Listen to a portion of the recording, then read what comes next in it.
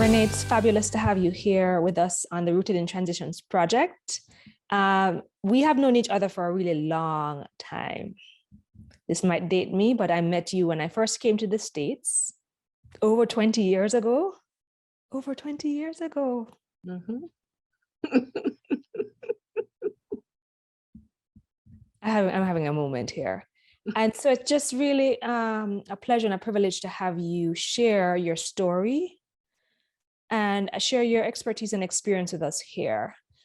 You yourself have a story of migration within your family. Why don't you tell us about your story and then maybe a little bit about the work that you've been doing? Okay.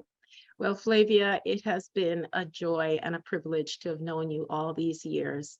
You left a very strong impression when we first met you, we being my husband, Cliff, and I, 20 years ago. And, you've always remained one of those very special people that have entered into our lives and we reflect on and we celebrate on a regular basis. So my name is Renee Johnson Thornton. I worked at Wesleyan University where Flavia earned her undergraduate degree. I worked at Wesleyan for 22 years, up until little under 2 years ago. I had the good fortune of being invited to take a new post. And I moved on from Wesleyan University in higher education, and I'm now working at the Andrew W. Mellon Foundation in New York, where I am the Senior Program Associate and Associate Director of the Mellon Mays Undergraduate Fellowship Programs across the country and internationally with 3 institutions in South Africa. And I am involved in philanthropy in higher education. Specifically, my portfolio is dedicated to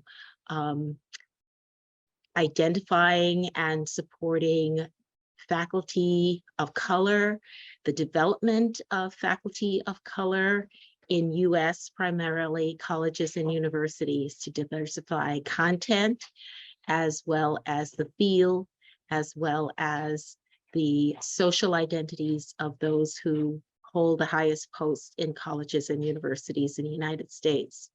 So I have a long history. Prior to joining Wesleyan University some 20 odd years ago,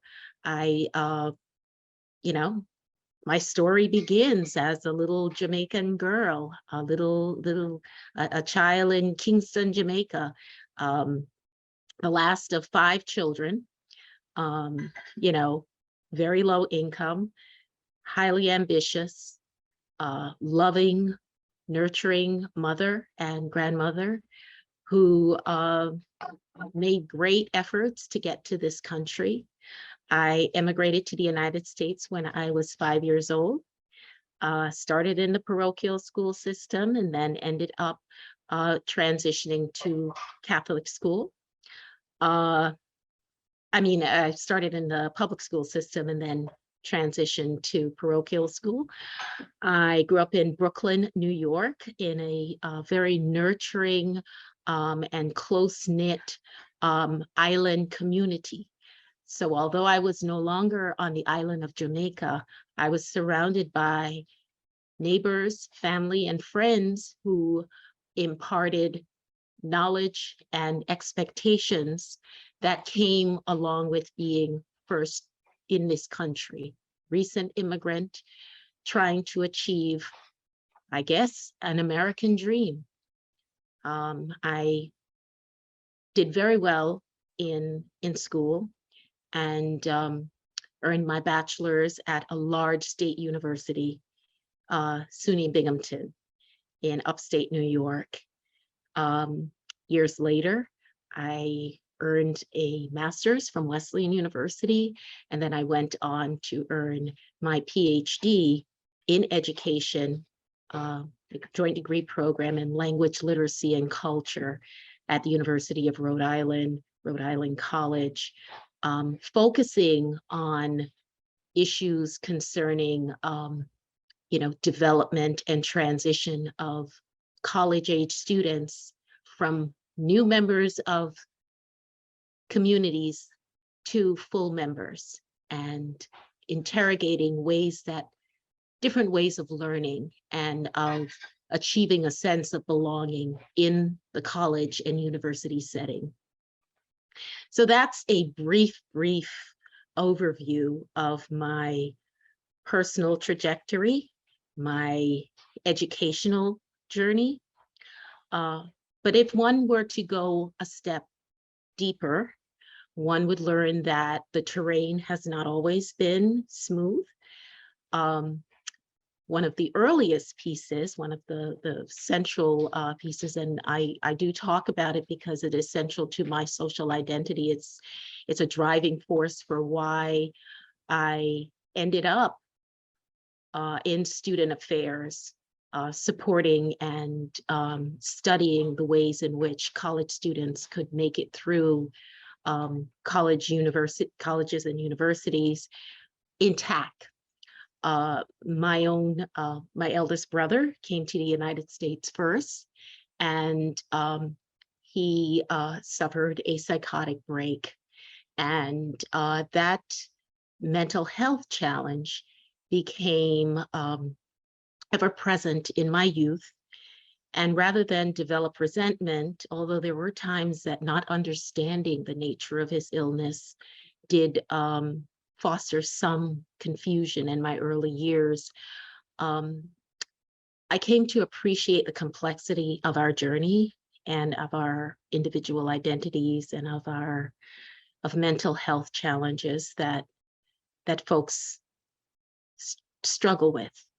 And for him, it was particularly relevant to this conversation as he came to the United States as a young man of 21, and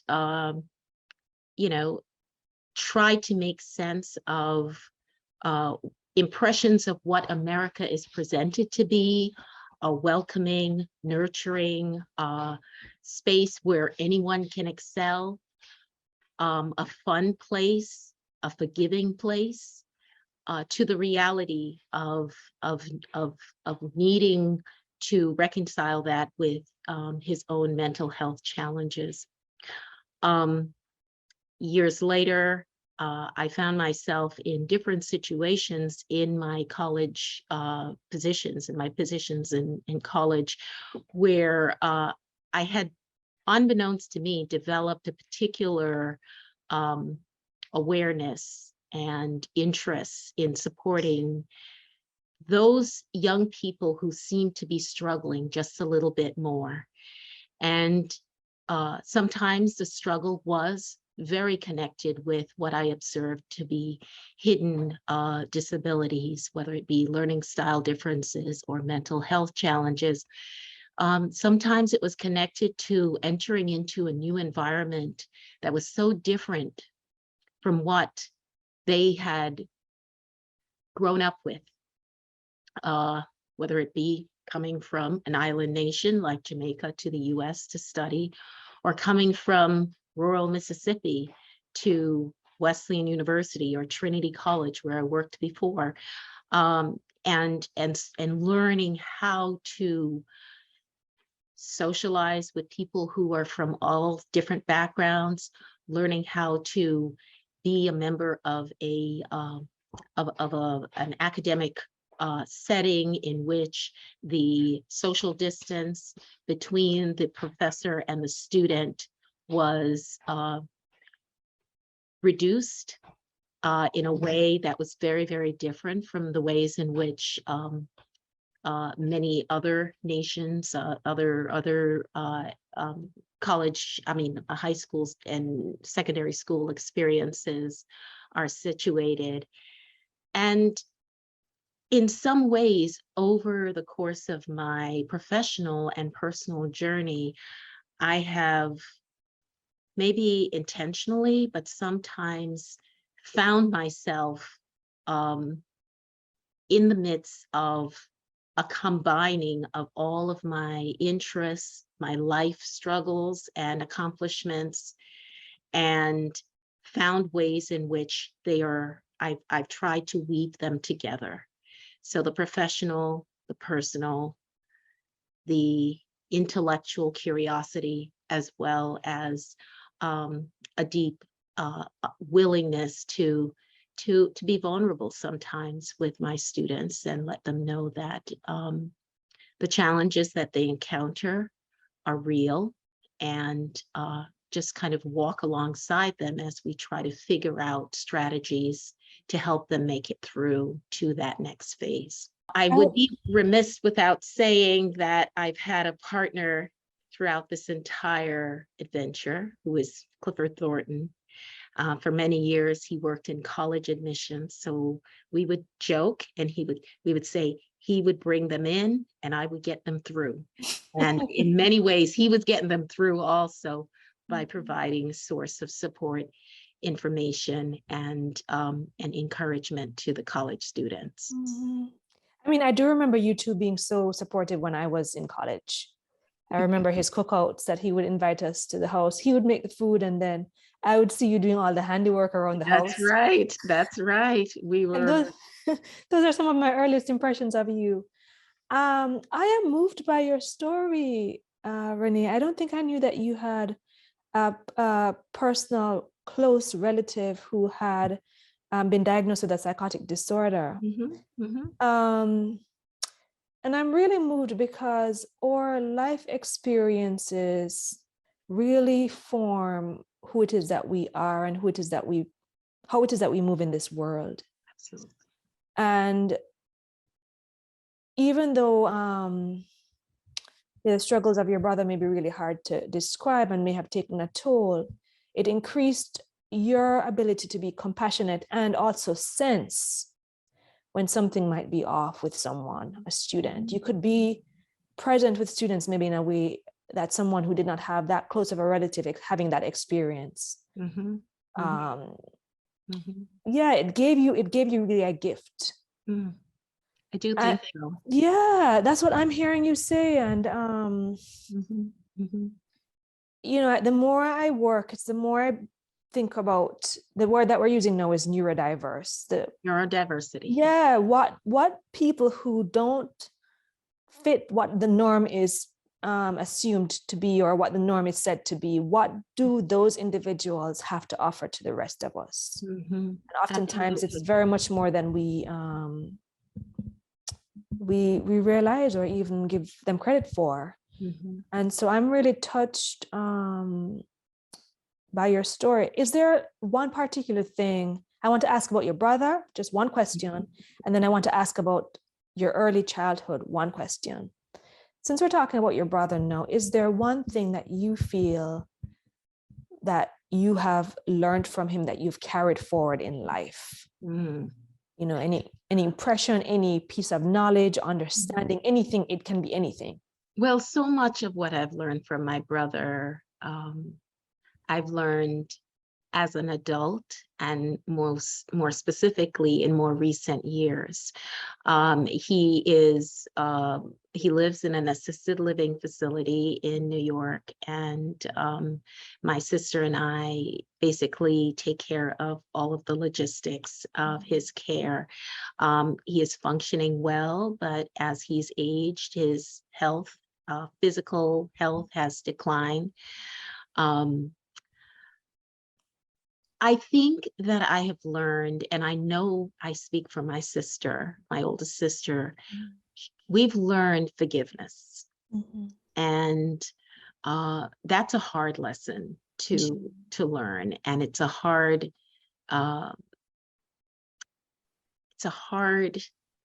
state of being to kind of aspire towards. It's hard to practice. When one is experiencing mental health crises that is not managed, I feel as though the folks closest to them often get the worst of it. And there are memories that are very painful, and we have had to work through that. and come to appreciate and understand that so much of that was not the person, and trying to understand how to decouple the person from the illness is very hard, because over time it seems like the personalities kind of mesh, and you don't know what is actually at play here. So forgiveness is the thing that we have learned, and I speak for we because my sister and I are still practicing it. We're practicing it with each other. We're practicing it with him. I don't know if you would agree, but I have a sense from picking up on bits and pieces of my Jamaican kind of heritage that this idea of forgiving sometimes is very complex, because one might see that state as being, you've been taken advantage of, or you've given in, you're weak, you're, like they said, she don't play, like, so the opposite or the inverse of that is, if you practice forgiveness, that means you're kind of easy to manipulate. And so challenging those practices has been hard. And also, now that we both aged and we have so much of our interactions on the phone, and he shares with me memories and he shares with me thoughts that I'm now old enough and in a mindset to appreciate.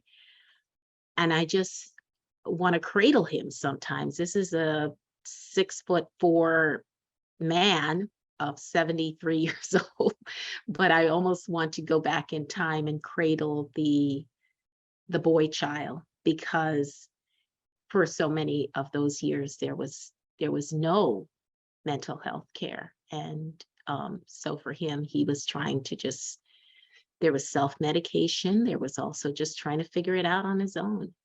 So I actually took a lot of that into the work that I did with Wesleyan students. I will tell you that just about 3 weeks ago, out of the blue, I think I was hanging out with my sister, and I got a phone call that I didn't accept because I didn't recognize the number. But later I listened to the voicemail, and it was a parent of one of my South Asian students who shared his thoughts about me. He said, "We were just talking," and I mean, I still have the recording. He said, "I feel like if you weren't where you were," he said the name of his student, "would not have made it." And I share that not to pat myself on the shoulder, but I do think that my brother has given me a gift of awareness. I'm not a psychotherapist. I don't try to be one. But awareness and sensitivity and determination to not let anybody kind of just fall. And forgiveness, because I will tell you that being on the other side of student affairs, being the one who not only is guiding and supporting and advising students, but also at times confronting students for behavior practices or, kind of other kind of challenges, expectations, that there are times that students disappoint. And when mental health or learning differences are involved, that disappointment piece has to kind of be worked through in a very intentional way. I have found that I've had to work hard to decouple the behavior from the person. And so, again, my brother, I think he has taught me and has stirred in me a sincere desire to practice forgiveness and inclusion. I was about to say preach. I feel like I'm in church. It's so good. It's really so good. This is all awesome. Actually, I do remember, and we're going to talk about this more next time, just considerations that people have to make if you're coming from the Caribbean into this new environment. I do remember one of my clear memories of you was I came into the office and I don't remember what I was talking about. And I remember I started to cry and it was not related to what I was talking about. And then you had, I don't remember what the content was, but you had enough perception inside of you to say, oh, I think you're exhausted. I think you're tired. And I was not at the emotional maturity that I have now to be able to recognize that in myself. Mm-hmm. I wasn't able to put 2 and 2 together, that I was doing the most and I was not sleeping properly. And so I was more emotionally sensitive than I otherwise would have been. Mm-hmm. And I was, it was just so profound and important that you said it to me, because that also helped me to start to take better care of myself. Mm-hmm. I'm like, okay, this is what happens when you're tired. Mm-hmm. It's just harder to manage things. And it sounds like a simple thing, but at that developmental age, it really can be hard to assess those things at times. Absolutely. So I thank you for that. And I am sure that was like, I think early maybe into your time at Wesleyan. So what I'd like to do is to spend more time talking about this the next time. Some of the things that we really need to be thinking about, whether it's the students who are coming from high school or the parents as we make the transition from schools in the Caribbean to the United States. I thank you for sharing your personal story. I'm so touched. And we'll talk again soon.